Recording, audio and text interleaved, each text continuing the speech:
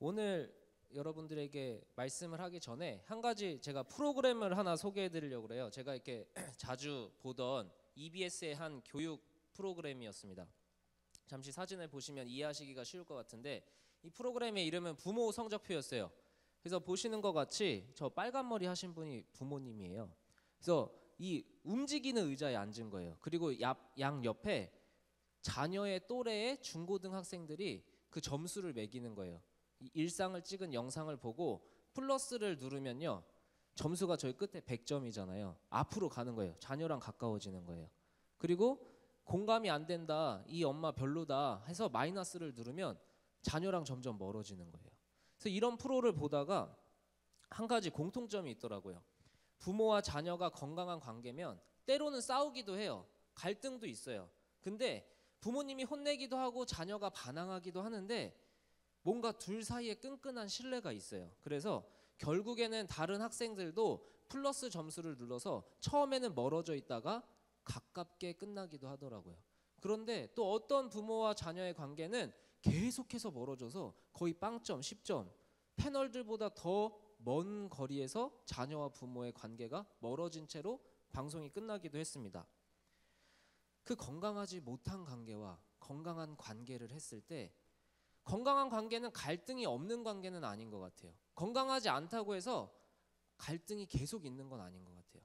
뭐가 중요하냐 했을 때, 갈등이 있어도 그것을 대화를 향해서 풀 수 있다. 이거는 좀 더 건강한 관계고, 대화를 해도 점점 감정의 골이 깊어지고 서로가 점점 멀어지는 것 같다. 그래서 우리는 관계가 안 좋다라고 결론에 이르는 것 같아요. 어떻게 보면 대화랑 관계는 아주 긴밀하고 중요한 관계성이 있는 것 같더라고요.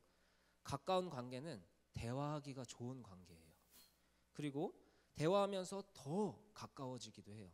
근데 어떤 관계는 대화가 줄어들수록 없어질수록 관계가 멀어져요. 대화가 내가 혼자 고민할게. 제가 약간 그런 스타일이거든요. 연애해서부터 결혼할 때까지 혼자 고민하는 스타일이었는데, 아내는 계속 싸우면 말을 걸어요. 제가 방문 안에 혼자 있으면 나와봐, 얘기 좀 해. 너무 싫은 거예요. 왜 자꾸 나오라고 그러지? 나 혼자 고민하려고 그러는데. 근데 아내가 그렇게 해줘서 대화를 해서 관계가 다시 좋아지더라고요. 이게 바로 대화의 힘이 아닌가 싶습니다. 오늘 본문을 다시 생각을 해보시면 아브라함과 하나님이 대화를 하는 장면이에요. 근데 어떤 대화를 하는 장면이냐? 하나님은 소돔을 심판하겠다라는 계획을 갖고 계세요. 근데 아브라함은 안 돼요. 거기엔 제가 사랑하는 롯과 그 가족이 있어요. 막는 대화가 바로 오늘 여러분들과 함께 읽은 본문입니다. 우리도 하나님과 사실 아브라함처럼 대화하는 특권을 갖고 있어요. 자녀의 특권은 한 번 사는 인생 멋들어지게 살겠다, 그거를 보장해 주는 게 하나님과 자녀의 특권이 아니라, 오히려 우리가 하나님의 자녀로서 가진 특권, 누릴 수 있는 특권은 하나님과 대화할 수 있다라는 거예요. 그런데 생각보다 이 특권에 대해서 별로 중요하게 생각하지 않는 것 같아요. 때로는 이 특권이 있으나 없으나 상관없게 느끼는 것 같아요.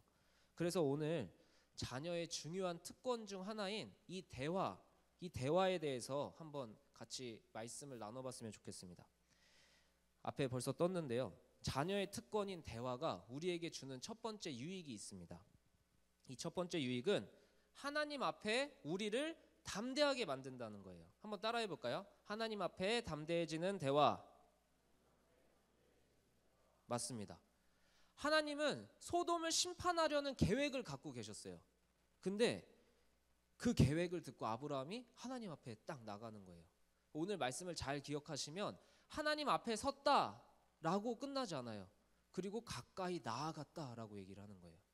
성경을 읽다 보면 하나님 앞에 인간이 도무지 설 수가 없어요. 하나님이 너무 거대하시고 너무 거룩하셔서 인간은 감히 하나님 앞에 설 수 없다라고 얘기를 하는데, 아브라함은 가까이 나아가기까지 하는 거예요.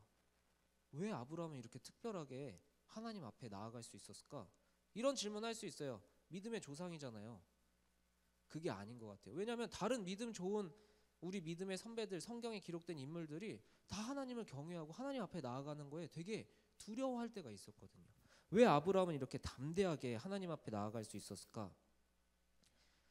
아브라함은 하나님이 자기를 의롭게 해주셨다라는 것을 경험했고 믿었고 배웠어요. 하나님이 직접 가르쳐 주셨어요. 너 의로운 사람 아닌데 내가 의롭게 해줬어. 그러니까 아브라함은 믿은 거예요. 뭘 믿었냐?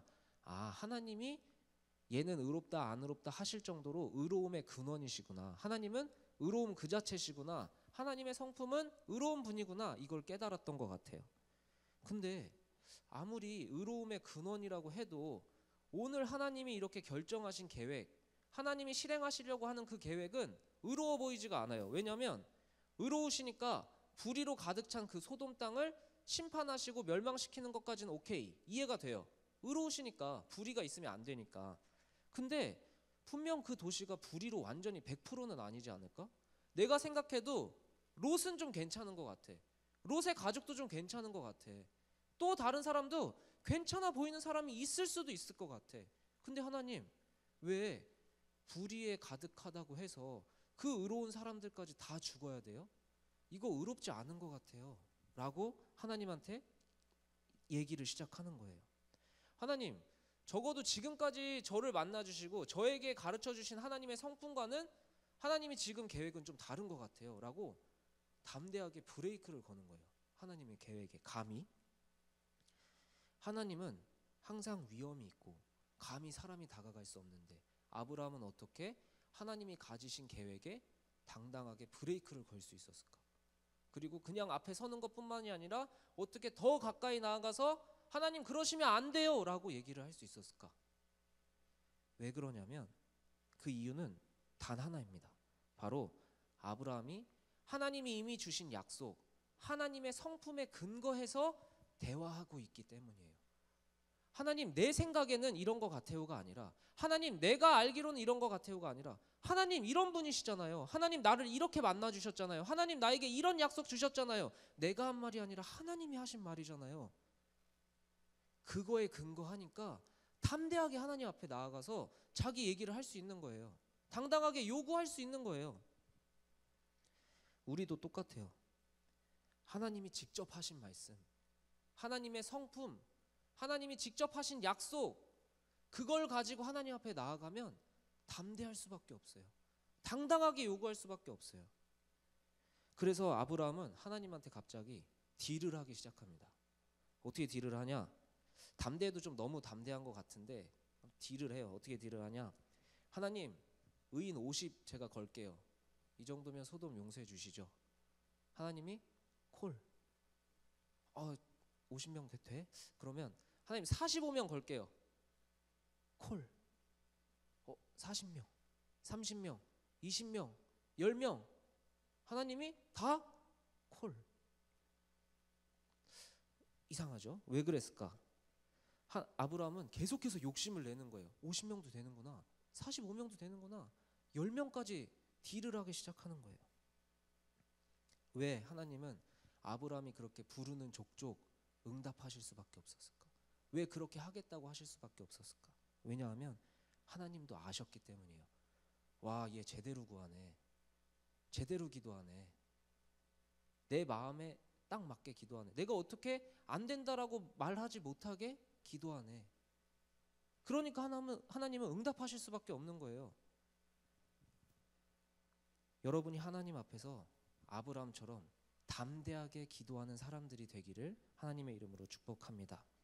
하나님 앞에서 담대하게 아뢰고 구하고 기도하는 자들이 되기를 진심으로 축복합니다. 그런데 이렇게 되기 위해서 우리는 말씀을 읽어야 되는 거예요. 이렇게 기도를 하기 위해서 우리는 말씀을 듣고 배우고 나눠야 되는 거예요. 왜?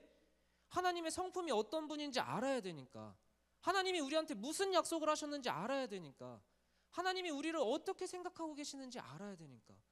거기에 근거해서 기도를 하면 하나님이 들어주시고 하나님이 안 된다라고 하실 수 없으니까. 그래서 우리가 말씀을 배워야 되는 거예요. 그래서 우리가 말씀을 읽고 하나님이 어떤 분이지? 하나님은 우리에게 어떤 약속을 하셨지? 이거를 자꾸 듣고 새기고 배워야 되는 거예요.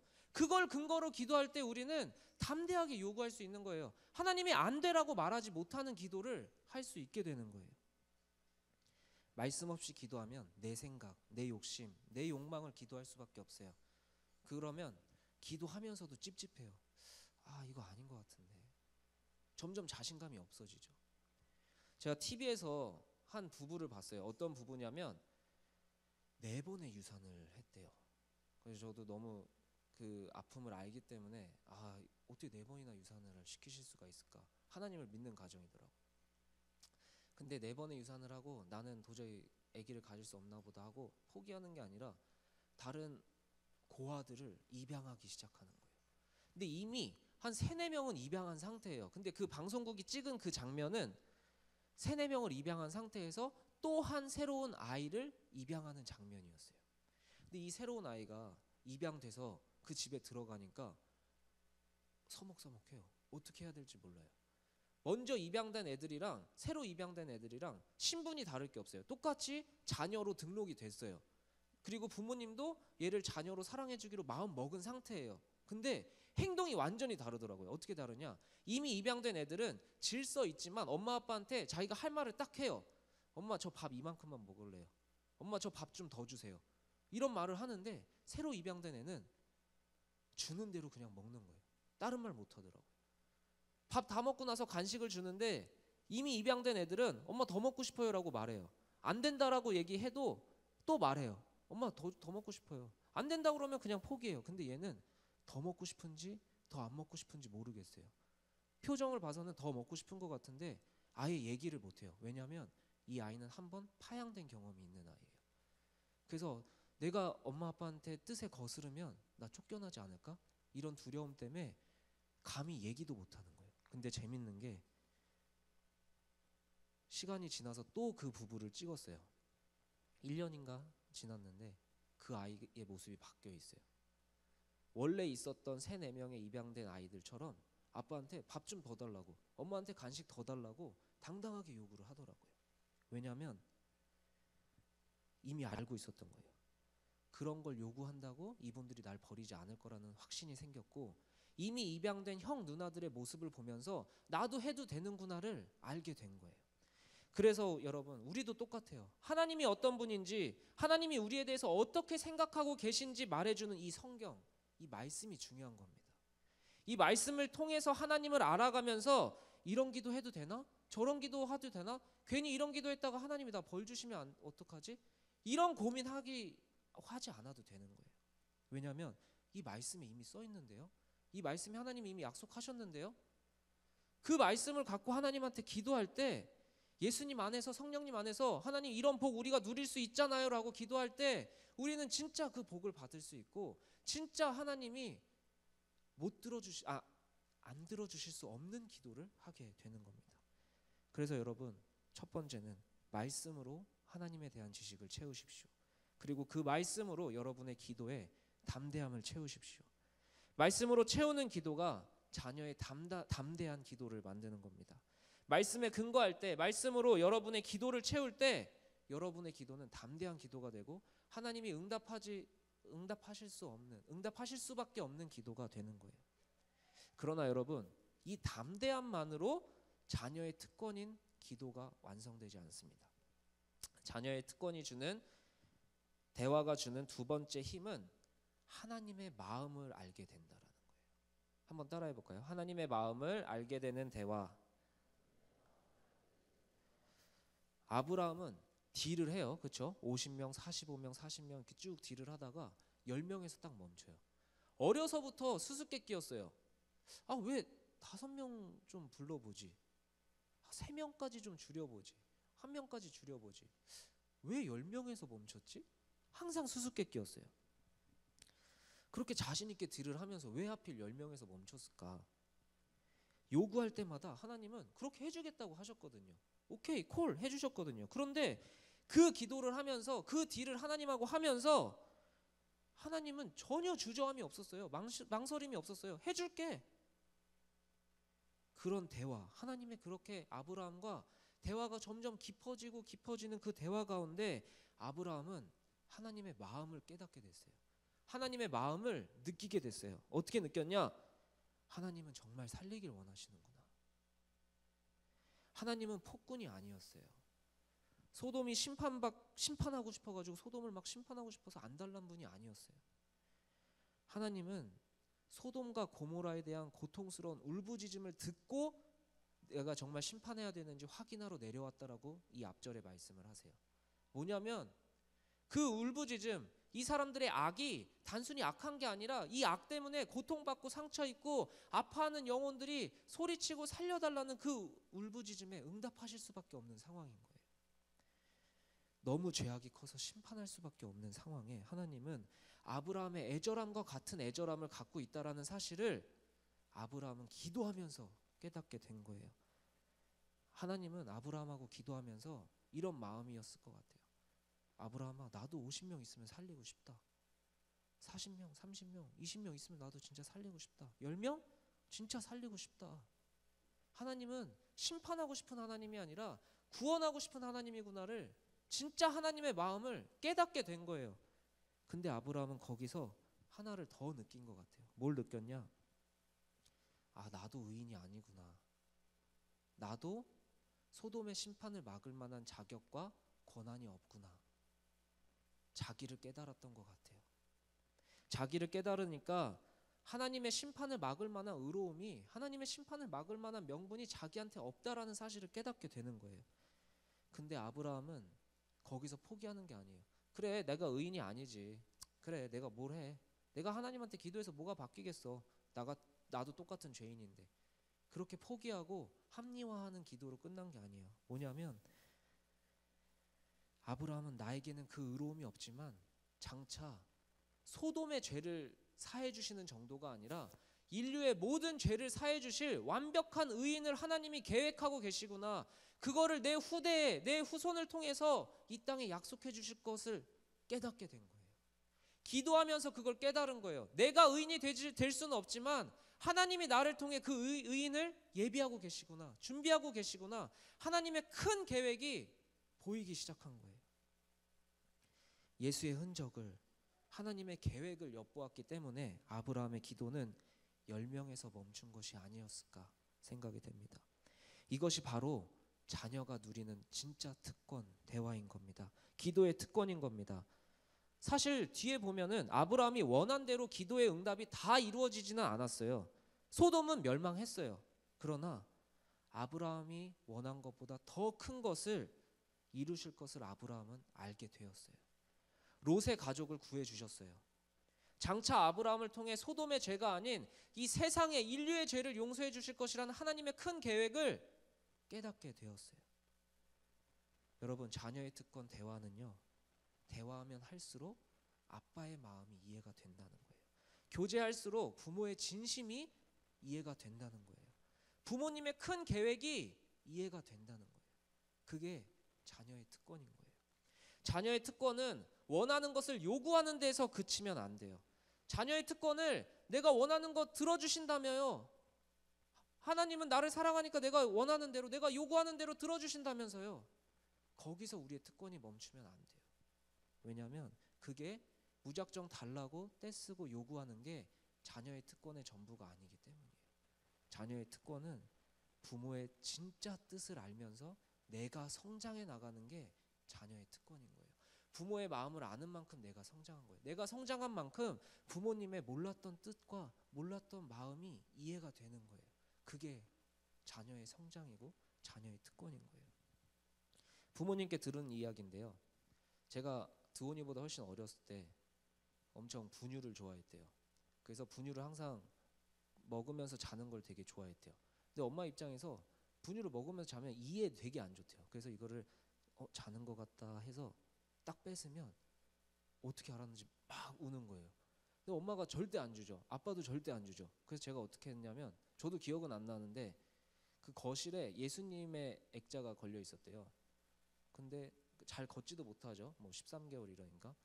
막 뒤뚱뒤뚱 가면서 그 예수님 액자의 앞에서 젖병 달라고 기도하더래요. 참 서러웠을 것 같아요. 그래도 안 주셨거든요. 나는 귀여워서 줬을 것 같아요. 아니, 예수님 앞에서 기도를 한다고? 왜 안 주셨지? 근데 나이가 들고 아이가 생기고 하면서 조금씩 이해가 가요. 부모는 자녀가 해달라는 것을 다 해주는 게 부모가 아니라는 사실을 알게 됐어요. 때로는 이웃집 아줌마보다 부모님이 더 매정할 때가 있구나를 알게 됐어요. 그래야 진짜 잘 자랄 수 있으니까. 해달라는 거 다 해준다고 건강한 어른이 되지 않는다는 거를 나이가 들고 아이를 키우면서 알게 됐어요. 진짜 좋은 삶을 살게 하기 위해서 때로는 부모가 아닌 사람들보다 매정해질 수 있는 것, 때로는 부모가 아닌 사람이 해주는 것보다 더 안 해줄 수 있는 것, 그게 부모님이더라고요. 지금 한 명이 울고 있는데 저렇게 울고 떼를 써요. 그래서 자꾸 안아주게 돼요. 근데 자꾸 안아줘 버릇하면 안 된대요. 왜냐면 내가 이렇게 떼를 써야 안아주는구나를 알아서 자꾸 더 떼를 쓴대요. 그래서 때로는 얘가 막 울고 불고 떼를 써도 안 안아줄 때가 있어요. 얘는 막 더 안아달라고 더 소리 지르고 더 울고 더 눈물을 흘릴 때가 있어요. 그래도 안 안아줬어요. 근데 마음에는 이렇게 외쳤어요. 도훈아, 울지 마. 아빠가 안아줄 준비가 돼 있어. 그렇게 떼쓰지 마. 떼쓰지 않아도 안아줄 수 있어. 오히려 부모가 아닌 사람은 그거 그냥 한번 안아줘라. 그냥 안아주면 되잖아 라고 얘기할지 몰라요. 근데 진짜 부모는 그 성격으로 살면 안 되는 걸 아니까 더 매정하게, 더 가혹하게 안 안아주는 거예요. 부모님의 매정함이, 부모님의 회초리가 이해되지 않았었어요. 미웠어요. 그런데 이제 조금은 이해가 가요. 왜냐하면 나는 그분들의 여전한 자녀니까. 그리고 그분들이 내 부모님이시니까. 미운 감정이 아니에요. 주지 않은 게 밉지 않고 싫지 않아졌어요. 이제 감사해요. 왜냐하면 예전보다 내가 더 나은 삶으로, 더 나은 사람으로 자라고 성장하였다는 걸 깨달았기 때문이에요. 여러분이 진짜 하나님과 대화하는 자녀들로 성장하기를 축복합니다. 자녀의 특권을 누리는 청년들이 되기를 축복합니다. 공부를 해야 되는데 공부가 안 되는 청년들이 있을 거예요. 모두와 사이좋게 지내고 싶은데 사이가 안 좋아지는 청년이 있을 거예요. 부지런해지고 싶은데 게으른 청년들이 있을 거예요. 때로는 생각지도 못한 어려움이 나를 덮친 청년들도 있을 거예요. 슬픔이 있고 스스로 불행해지는 청년들이 있을 거예요. 그러면서 이런 질문이 들어요. 하나님 믿는데 내 인생이 왜 이렇지? 어쩌면 하나님 믿는데 왜 남들보다 더 못한 인생을 내가 살아야 되지? 이런 생각이 들어요. 부모도 안아주는데 왜 하나님이 부모라면서 내가 이렇게 힘들다고 외치는데 아무런 답도 안 해주지? 그런 억울함이 몰려올 때가 있을 거예요.